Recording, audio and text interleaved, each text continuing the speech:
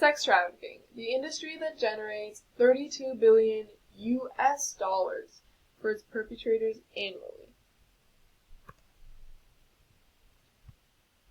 Now, before we get into it, we need to define what sex trafficking is.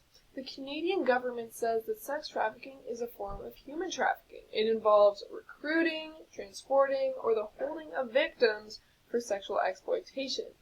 These sex traffickers will get their victims to provide sexual services through different forms of coercion. Now, make no mistake, sex trafficking can happen to anyone. It does not discriminate between age and race. Now, sex trafficking is not an industry that has really aged at all, because it's been here centuries before today and centuries before those centuries. Canada, even though it's known as being a new country, still has its fair share in the issue of human trafficking. It is known and is still a source, transit, and destination country for commercial sexual exploitation. Canadian women and girls, as well as Aboriginal people, are among those who are sex trafficked. Foreign women and children, primarily from Asia and Eastern Europe, are also trafficked to Canada.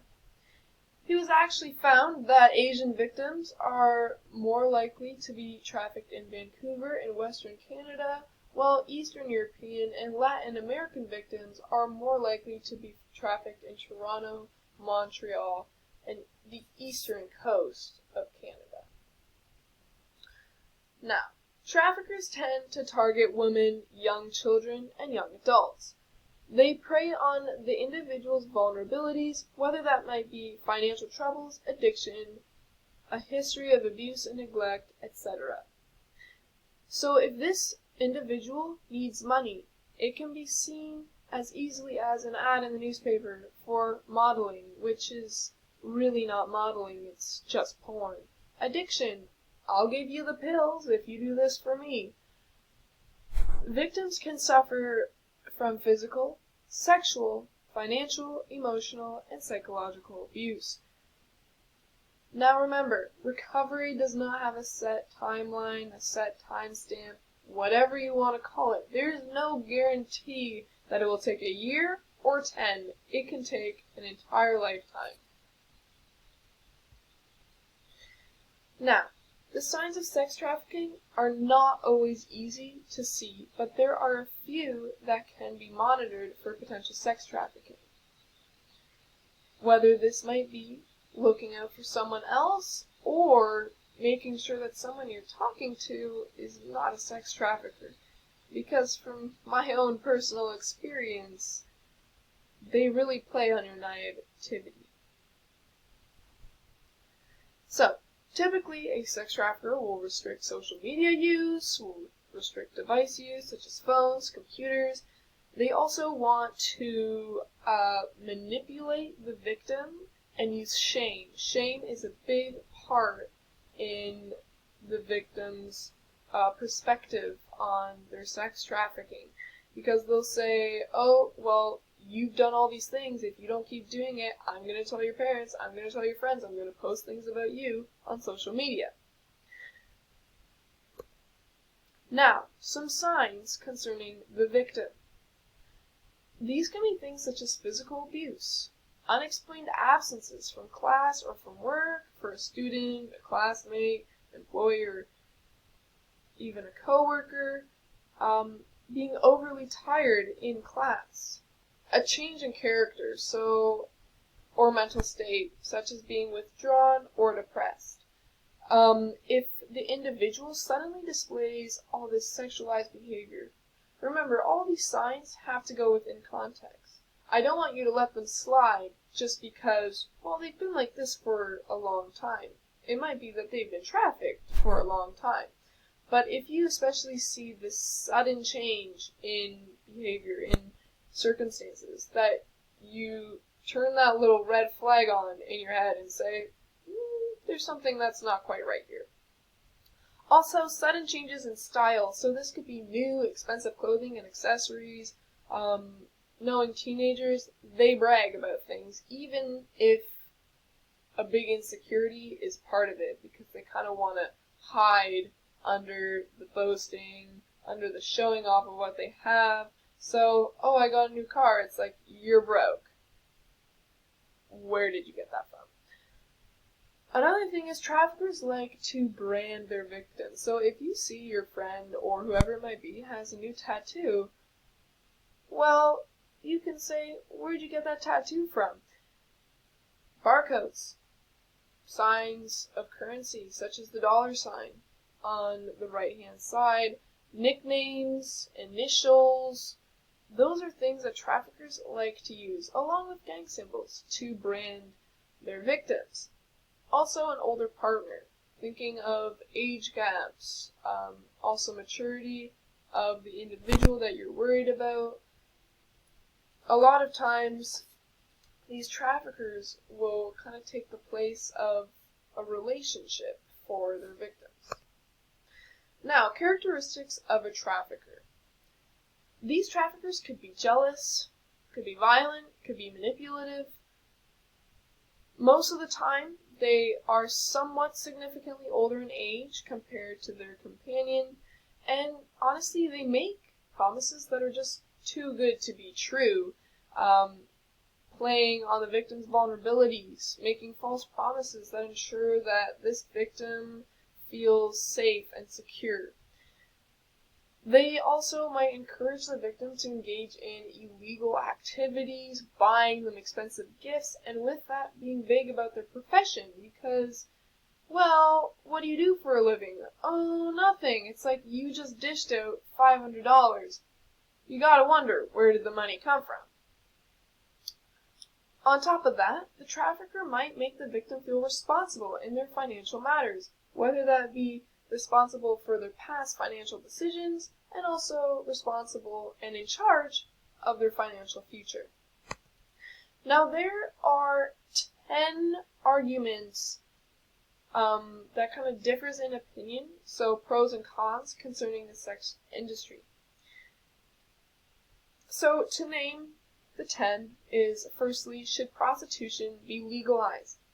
Pete Singer, a professor of bioethics at Princeton University, said that if sex work is not going to disappear soon, we should care for the health, safety, and rights of sex workers because this is what they want as well. However, Jimmy Carter, the 39th President of the United States, said that it is an industry that allows violence against women and normalizes the act of buying sex.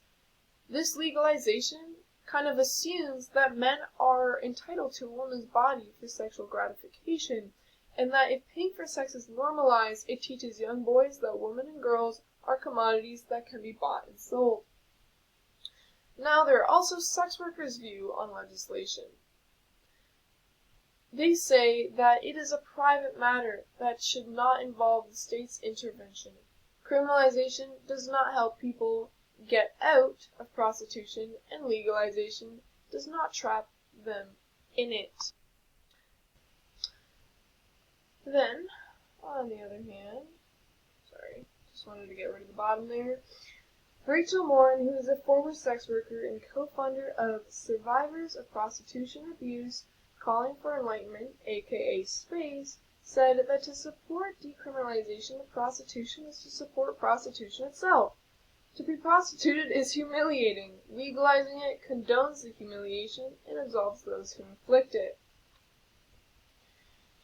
The law enforcement has a few views as well. Marshall Frank, who is a retired captain, said that prostitution flourishes in the black market. Let's just use it as an economic plus. If it's legalized, this means it will be taxed, licensed, medically inspected, etc. And as I said in the beginning, sex really sells because it has brought in $32 billion annually. I'm sure the government would like a piece of that. So, now moving on to Donna Gavin. She is a lieutenant of the Human Trafficking Unit for the Boston Police Department and said that prostitution is not a fairy tale like it's depicted in the movie Pretty Woman, starring Julia Roberts, for those of you who don't know. It's like a modern Cinderella. Prostitution and sex trafficking make up harmful, pervasive, illegal and violent criminal industry. Those who are buying services need to be held accountable. The next question is it a victimless crime? Prostitution, as Wendy C. Garfinkel said, is at its core a transaction, a trade of money for service, and if all parties consent, what's the problem?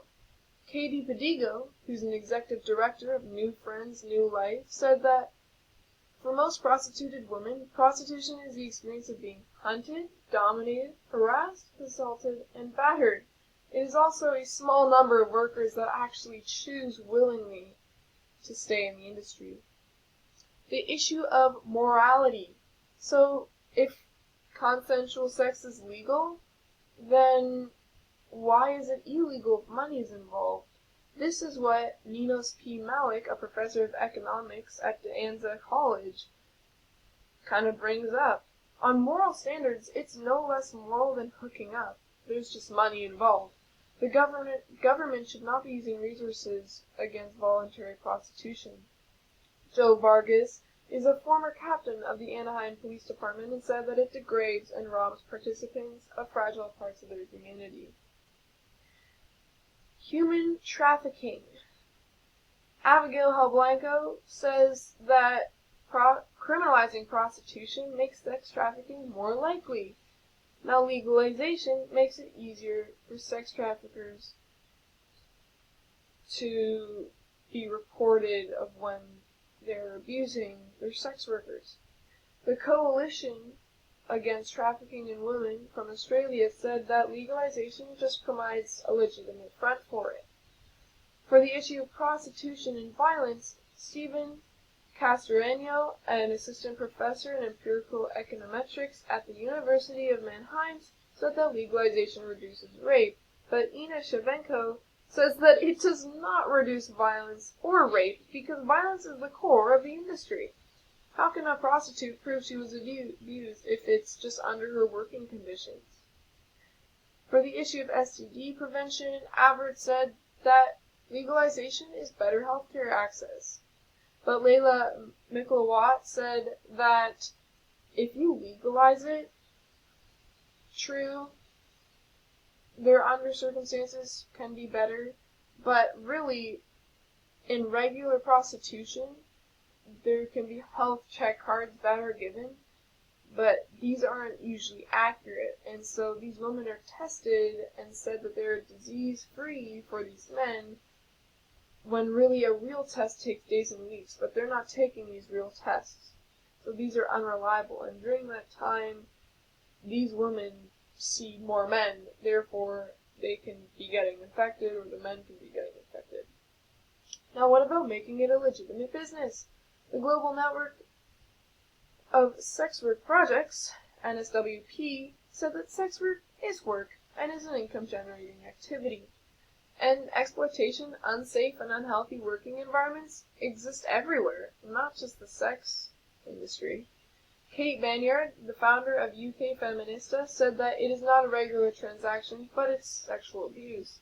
Sexual consent is not a commodity, and sexual abuse can never be made safe. Now, concerning government and taxes, a Nevada brothel owner, Dennis Hoff, said that it can be a great revenue maker. Well, of course he would say that, because he owns a brothel. But for countries that did not legalize, either partly or completely in reference to Netherlands, or Julie Vindel, a journalist and co-founder for Women, said, Julie said this, that in the Netherlands only 5% of women are registered for tax. And the harsh way of saying is, no one wants to be known as a whore. Now, what is my perspective?